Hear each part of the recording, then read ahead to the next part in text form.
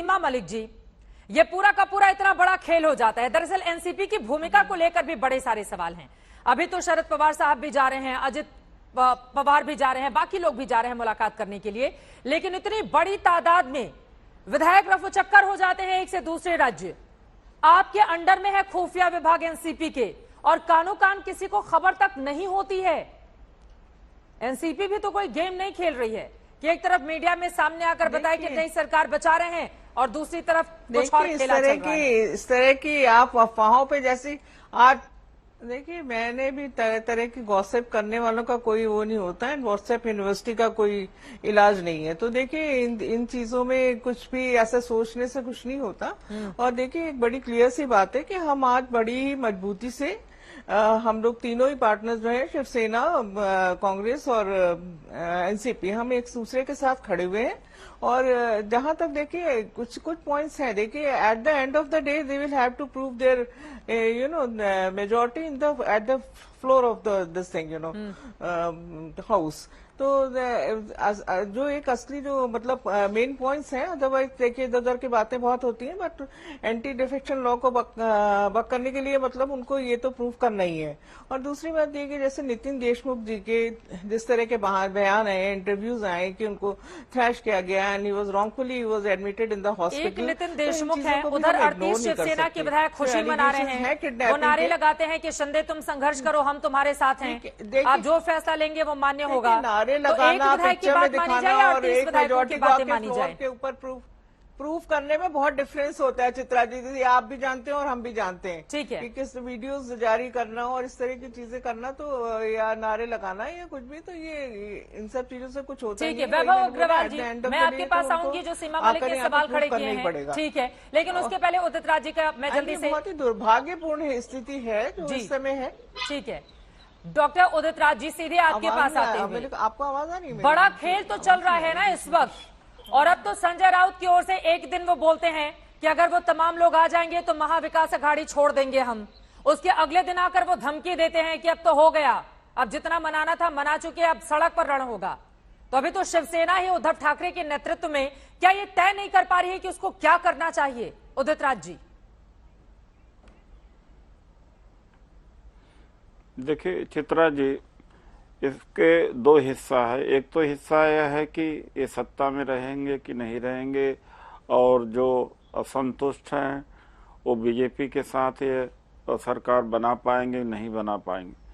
जो दूसरा बड़ा पक्ष है जो राष्ट्रीय स्तर का है, जनता से जुड़ा हुआ है, ये हो क्या रहा है इस देश के अंदर। मैं मानता कि उनसे नाराजगी हो सकती है उद्धव ठाकरे से, तो मुंबई में रह करके अगर वो ग्रुप बनाते या कुछ करते तो यह बात स्वाभाविक होती, ठीक है। यही मध्य प्रदेश में जब सिंधिया के साथ एमएलए आए गुड़गांव, तो फिर ले गए इनको बंगलोर में जब हमारे नेता मिलने गए तो मिलने ही नहीं दिया। अब यहाँ से सूरत से लेकर के असम, ये सवाल सबसे इसमें तो आपको अनुभव ज्यादा है ना उदित राज जी।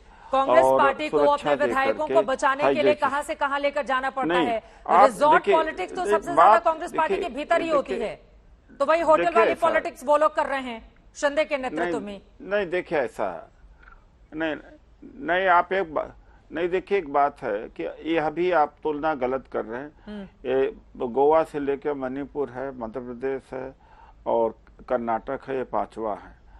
अतीत में हुआ होगा, लेकिन इस तरह से ईडी का दुरुपयोग, अब ईडी का आंकड़ा ही आपको बता देगा कि ईडी बनी किस लिए है।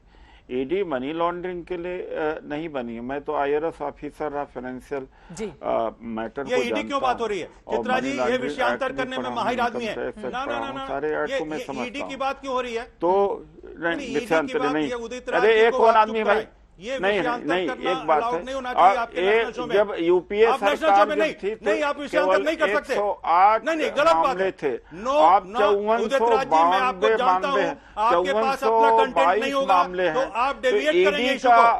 नहीं एक कौन है भाई, एक कौन, who is this, who are you to interrupt? नहीं आप एंकर नहीं है, आप एंकर नहीं, और फिर आपको मैं या बता तो दूं टेलीविजन कि का आप डिबेट डिबेट मत मत करिए, करिए। आप तो आपको भी नहीं ईडी बोलने की दूंगा, बात क्यों ला रहे आपको हैं बोलने बीच नहीं में? दूंगा। आप जो आप चाहेंगे वो सिर्फ जवाब बोलेंगे। दीजिए आपने जो कि बोला वो चित्रा जी हमने ने बोलने पूछा। दिया। आपने जो बोला हमने चित्रा जी ने पूछा, उसका जवाब दीजिए। इंटरप्ट किया आपको? चित्रा जी का जवाब क्या दीजिए। मैंने इंटरप्ट किया अमिताभ जी, आपको? उनकी बात पूरी हुआ हो जाने जो- दीजिए। हुआ जो- उदित राज जी की बात पूरी हो जाने दीजिए। मैं फिर लौट रही हूँ आपके पास। अमिताभ सिन्हा जी वो कह रहे हैं कि दरअसल केंद्रीय एजेंसियों की भी रुचि बहुत ज्यादा है सरकार को तोड़ने के लिए, इसीलिए वो नाम ले रहे हैं ईडी का। ईडी की बात क्यों करवा रही है? संजय राउत भी बोल रहे हैं यही बातें। भाई अमिताभ सिन्हा जी, आप अपना व्यू पॉइंट अब रखिए, मैं अपना व्यू हाँ, पॉइंट। तो संजय राउत ठीक बोले है, ना। ठीक है। संजय राउत ने यदि घपला अरे किया है उदित राज जी कांग्रेस पार्टी के नेता हैं, उनके समर्थन से सरकार चल रही है तो वो सवाल खड़े करें। एक बार उनकी बात हो जाए अमिताभ जी, फिर आप बोलिएगा प्लीज। ठीक है, ओके ओके ओके ओके, एक बार उदित जी की बात हो जाए फिर आप बोलिएगा। डेविएट करवा रहे हैं।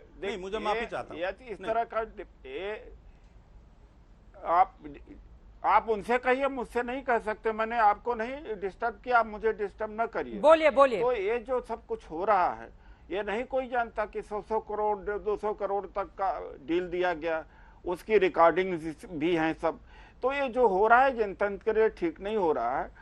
अब ये शिवसेना का अंदरूनी मामला है। उदित राज जी, ये कैसे नेता होते हैं? आप कह रहे हैं कि पैसों पर बिक गए हैं ये लोग, ये कैसे नेता होते हैं? आप ही के विधायक हैं ये, शिवसेना के विधायक हैं ये, विचारधारा के प्रति कटिबद्ध रहने की दुहाई दे रहे हैं ये लोग बार बार चिट्ठी में लिखकर। कह रहे हैं कांग्रेस पार्टी की वजह से हमारा जो हिंदुत्व का एजेंडा था उसको घात पहुंचा है, इसलिए कांग्रेस छोड़िए बीजेपी के साथ आइए। आप कह रहे हैं कि इसके पीछे केंद्रीय एजेंसियां हैं। उदित राज जी, कई दलों में स्थिति है चित्रा जी। मैं आपको बता दूं कि 90% से ज्यादा एमपी मिनिस्टर एमएलए बीजेपी में घुटन में हैं। एक समय आएगा कि यह स्थिति बीजेपी में भी आएगी, हो सकता है समय लगे। और ये बात तो सही है कि कम्युनिकेशन में कोई न कोई गड़बड़ी रही है, लेकिन वो उनका इंटरनल मैटर है, मैं नहीं कुछ कहना चाहता हूँ, क्योंकि उन लोगों का यही कहना है कि हम मुलाकात नहीं कर विरोधी पाते जहां थे। धुआं देखेंगे तो वहां ठीक पर है, हवा अगर डालकर आग एग्रवाल लगाने से की सुनती कोशिश थी तो करेंगे उनको ही, यहीं रह करके। वरना कहें कि विरोधी हाँ। वही काम कर रहे हैं दूसरी पार्टियों वाले। अपना कुनबा बचाना तो बिल्कुल आपकी ऐसा ही। जिम्मेदारी है ना। ये हाँ, सवाल अमिताभ सिन्हा जी, उनकी बातों पर आप बिल्कुल। जल्दी से रिएक्ट कीजिए, उसके बाद वैभव जी में फौरन आपके पास देखिए ये बात मैं ये सिर्फ बात तो इतना न कहना करिए कि चाहता हूं, अपना इतना कुनबा कहना बचाने चाहता हूं कि का लोभ और डर, हाँ। लोभ और भय, ठीक है, बोलिए अमिताभ सिन्हा जी। लोभ और डर दिखाकर विधायकों का ये हाल कर दिया है आप लोगों ने, बीजेपी ने, वो आरोप लगा रहे हैं। ये मुझे नहीं पता, बीजेपी का विषय नहीं है। मैं ये देख रहा हूं अभी का घटनाक्रम। अभी के घटनाक्रम में खुलेआम धमकियां दी जा रही हैं शिवसेना के पास। संजय राउत ने दिया है कि अब संघर्ष जो होगा सड़कों पे उतरेगा और आओ तुम यहां देख लेते हैं। ये मुझे लगता है संविधान का खुला उल्लंघन है। और यदि निर्वाचित वहां की जो भी अभी सत्ता पक्ष के लोग हैं, सरकार है, यदि इस तरह की धमकी की बात करते हैं तो उदित राज जी की बात का जवाब ही मिल गया कि यदि वहां पर वो लोग होते तो उनकी क्या गति होती, उनका हश्र क्या होता। हाँ। ये एक कोई भी समझदार व्यक्ति जो कानून के राज में विश्वास रखता है, उनको ये बात बहुत खलती कि वहां की सरकार का प्रतिनिधि ये कह रहा है कि तुम आ जाओ, तुमको देख लेते हैं।